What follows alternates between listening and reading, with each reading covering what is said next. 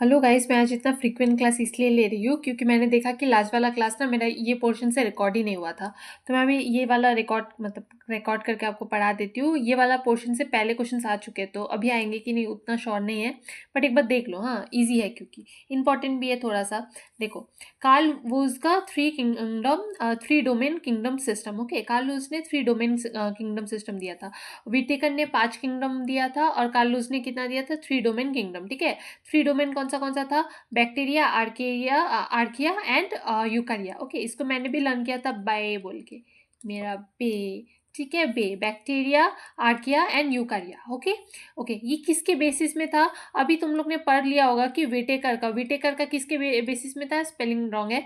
5 kingdom classification किसके basis में था? उनका मोड ऑफ न्यूट्रिशन। वो लोग क्या खाते हैं, ये क्या खाते हैं, वो कैसे दिखते हैं, मॉर्फोलॉजी वो कैसे दिखते हैं, ठीक है, वो कहाँ रहते हैं, ये सब पे पूरा डिपेंड करके मेरा 5 किंगडम क्लासिफिकेशन था। हाँ कि ना?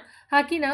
बट ये कार्ल लूस का जो ये 3 डोमेन क्लासिफिकेशन है ना, ये ना बेसिस है किस में बोलो तो 16s RRNA और 18s RRNA के ऊपर। मतलब क्या, ये एकदम जेनेटिक लेवल में जाके देखता था। समझ में आया? इन्होंने चूज किया एकदम जेनेटिक लेवल में जाके देखना कि एक ऑर्गेनिज्म दूसरे ऑर्गेनिज्म से कितना अलग है। समझ में आया? उनमें कितना फर्क है। समझ में आया? एवोल्यूशन के हिसाब से कितना फर्क है। ठीक है, उन्होंने क्या देखा? 16s RRNA। RRNA का फुल फॉर्म क्या है?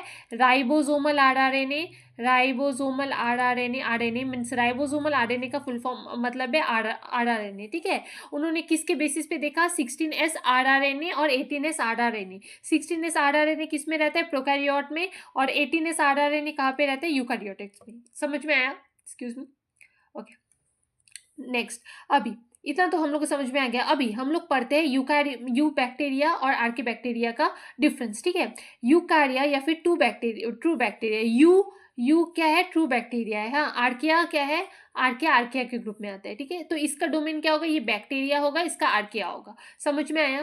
देखो, हैबिटेट कहाँ रहता है? यू बैक्टीरिया कहाँ पे रहता है बोलो तो नॉर्मल एनवायरनमेंट में। नॉर्मल एनवायरनमेंट में जितने बैक्टीरिया है सारे यू बैक्टीरिया है। और आर्के जो है, आर्के बैक्टीरिया, ये एकदम एक्सट्रीम एनवायरनमेंट में रहते हैं, जैसे high pH, high salt and high heat. समझ में आया? ठीक है, इनका सेल, इसके सेल में पेप्टाइडोग्लाइकन होता है, इसके सेल में पेप्टाइडोग्लाइकन नहीं होता है। इंस्टेड ऑफ पेप्टाइडोग्लाइकन स्यूडोम्यूरिन होता है। स्यूडो मतलब हम लोग बोलते हैं ना कि धोखेबाज, मतलब क्या, उसका असली फेस नहीं होता है। समझ में आया?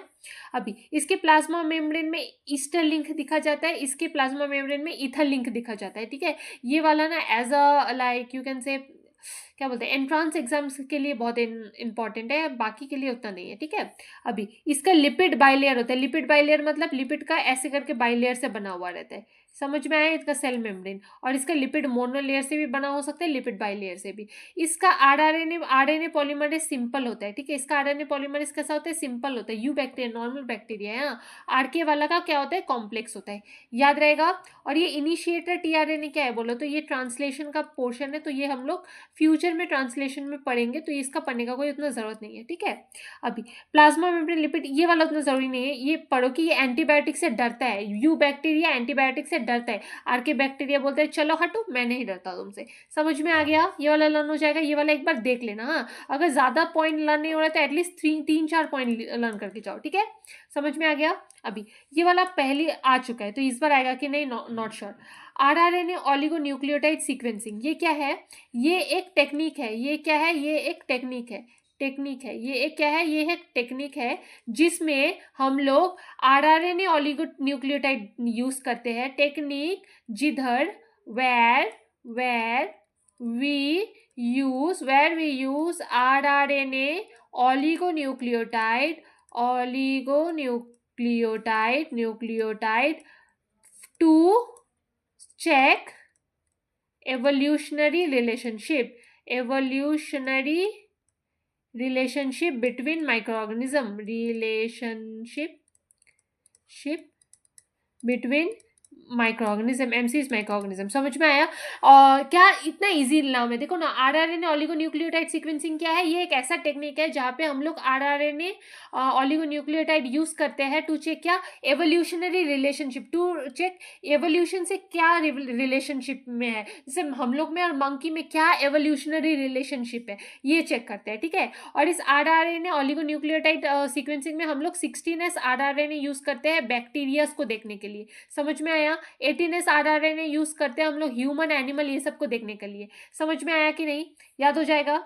अभी next, why rRNA is used as a evolutionary chronometer. ये एवोल्यूशनरी गैप या फिर एवोल्यूशनरी रिलेशनशिप को देखने के लिए ये आरआरएनए ही क्यों लिया जाता है? ये इसलिए लिया जाता है बच्चों क्योंकि it is present in all living organism. ये सारे लिविंग ऑर्गेनिज्म में प्रेजेंट है। It perform same function in all cell. इसका सब सेल में सेम ही फंक्शन है। It has both highly conserve region and variable region. ये वाला तुम लोगों को समझ में नहीं आएगा, ये मेनली एंटीबॉडी का है। ठीक है, अभी sequence changes reflect evolutionary distance. मतलब क्या बोलो तो सोचो, हम लोग में और बंदर में, अगर हम लोग का 18s आरआरएनए सीक्वेंस, इसका जो सीक्वेंस होगा, जीन का जो सीक्वेंस होगा, उसमें अगर बहुत ज़्यादा डिफरेंस है, बहुत ज़्यादा क्या है बोलो तो बहुत ज़्यादा मतलब बहुत सारा वो अलग अलग दिख रहा है, बहुत ज़्यादा वो है डिस्टेंस है, तो हम लोग का एवोल्यूशनरी रिलेशनशिप बहुत दूर है। समझ में आया? उधर ही अगर हम लोग का बहुत सिमिलर है हम लोग का मतलब ये सीक्वेंस, अगर हम लोग का सीक्वेंस सिमिलर है तो हम लोग बहुत मतलब एवोल्यूशनरी रिलेशनशिप बहुत पास है हम लोग का, मतलब हम लोग उनके एंसेस्टर वेंसेस्टर होंगे। समझ में आया? सिंपल लैंग्वेज में मेरा और बंदर का, हम लोग का और बंदर का मतलब एंटीनेस आरआरएनए सीक्वेंस थोड़ा सिमिलर होगा कंपेयर टू हम लोग का और मुर्गी का। समझ में आया? बहुत फालतू एग्जांपल था। रेयरली ट्रांसफर्ड हॉराइजेंटली, इसका मतलब ये समझ में नहीं आएगा तुम लोग का, ये बेसिकली हॉराइजेंटल जीन ट्रांसफर में है, जो कि बहुत इजी टॉपिक है। ओके गाइस, हम लोग कहाँ पे थे अभी? ठीक है, रुको। हाँ, ओके, देखो अभी आरआरएनए को हम लोग आइडियल मॉलिक्यूलर क्लॉक इसलिए लेते हैं क्योंकि ये हम लोग का एवोल्यूशनरी क्लॉक को ना बहुत अच्छे से समझाता है। ठीक है, मतलब एवोल्यूशनरी डिस्टेंस को। ठीक है, अभी दो टाइप के थे मैंने बोला आरआरएनए का यूज। एक है 16s आरआरएनए जो कि प्रोकैरियोटिक में देखने में मदद करता है कि उनमें एवोल्यूशनरी डिस्टेंस कितना है, और 18s आरआरएनए वाला यूकैरियोटिक में देखने में मदद करता है। ठीक है, समझ में आया? अब इसका प्रिंसिपल क्या है? It will help to identify closely related organism, और इससे पता चलता है कि closely related organism have more similar rRNA oligonucleotide sequence. तो जो क्लोजली रिलेटेड ऑर्गेनिज्म होगा उनमें आरआरएनए ऑलिगोन्यूक्लियोटाइड सीक्वेंस बहुत सेम होगा। समझ में आया? More similar. वाइल जो कि डिस्टेंटली मतलब अलग अलग रहेंगे, बहुत दूर दूर वाले रिलेटेड ऑर्गेनिज्म रहेंगे, they show greater sequence difference, उनमें सीक्वेंस डिफरेंस थोड़ा ज़्यादा होगा। ठीक है, अभी next, sorry okay, now evolutionary chronometer, ये आ चुका है। Evolutionary chronometer are molecules whose sequences change at a slow and a constant rate, जो कि हम लोग rRNA is a evolutionary chronometer. ये देखो आरआरएनए एक जीन लेवल पे जाके वो हो रहा है ना, तो जीन लेवल में ना जो कोई भी सीक्वेंस का चेंज बहुत स्लो होता है और बहुत कॉन्स्टेंटली होता है। ठीक है, and are use to measure evolutionary time. इसी से हम लोग को पता चलता है कि हम लोग में और दूसरे ऑर्गेनिज्म में कितना एवोल्यूशनरी डिस्टेंस है। ठीक है, एंड रिलेशनशिप है, कैसा रिलेशनशिप है एवोल्यूशन के द्वारा, मतलब समझ में आ रहा है ना? ठीक है, among an organism. Why chronometer needed? It gives objective about evolutionary evidence. ये बता सकते हैं कि हम लोग में और बंदर में कितना सिमिलैरिटी है, या फिर वही हम लोग के पूर्वज है कि नहीं। समझ में आया कि नहीं? They act as a molecular clock, and हम लोग ये वाला difference between eukaryote and prokaryotic तुम लोग खुद पढ़ लेना, this is very not important क्योंकि ये तुम लोग को आता ही होगा।